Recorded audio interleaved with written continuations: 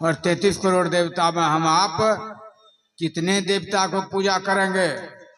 पूजा कर नहीं सकते हैं एक दिन में सभी देवताओं को, लेकिन यदि हम आप ईश्वर की पूजा करते हैं, ईश्वर की भक्ति करते हैं, तो सभी की पूजा पाठ हो जाता है, सभी की भक्ति हो जाती है और सभी देवता हम आपके ऊपर प्रसन्न रहेंगे। इसलिए आज से ही नहीं, प्राचीन काल से जो है लोगों ने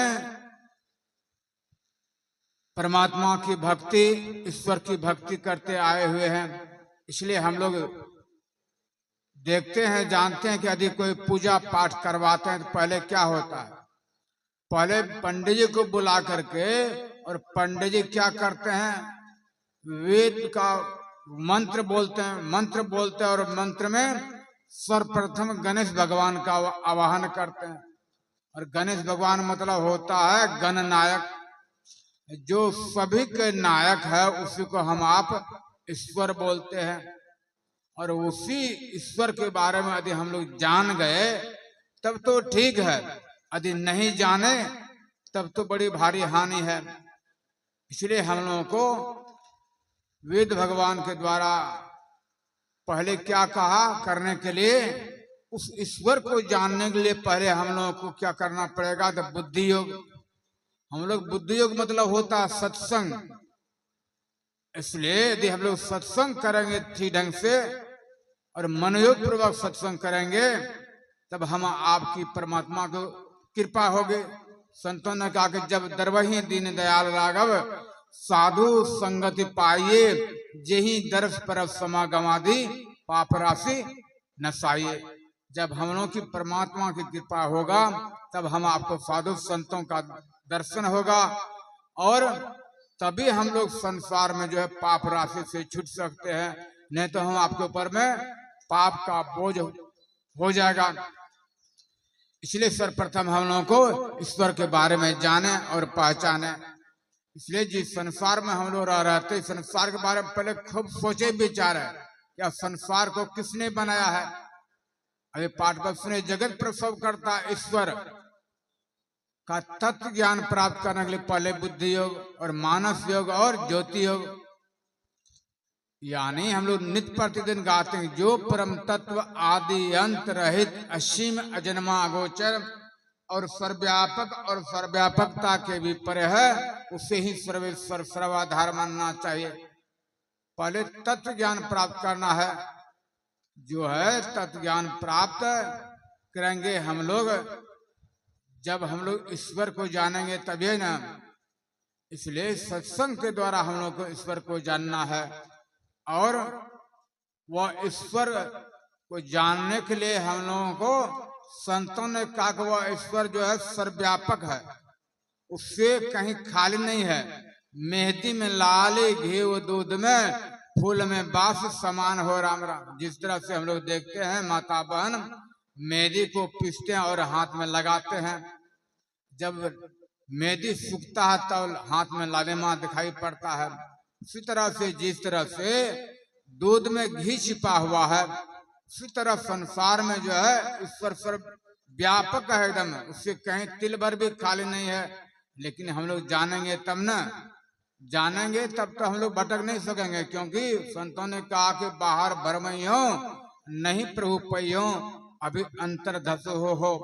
इसलिए हम लोग गुरुआ के बारे में श्रवण कर रहे थे, अद्भुत अंतर की डगरिया जा पर चलकर प्रभु मिलते, दाता सतगुरु धन धन जो राह लखा देते।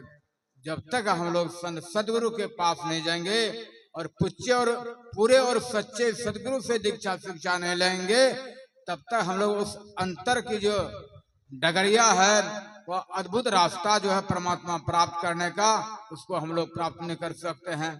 इसलिए संतों का बहुत अद्भुत ज्ञान है। इस ज्ञान को यदि हम लोग समझेंगे और धारण करेंगे तो हम लोग भी परमात्मा को प्राप्त कर सकते हैं। इसलिए कबीर साहब का वाणी को श्रवण करे थे, बाबा अगम अगोचर कैसा, ताते समझाऊं कैसा। वह जो है इस मुख से, हाथ पैर गुदालिंग से जानने योग्य नहीं है। वह जो है ईश्वर को हम लोग आत्मा से ही परमात्मा को जान सकते हैं।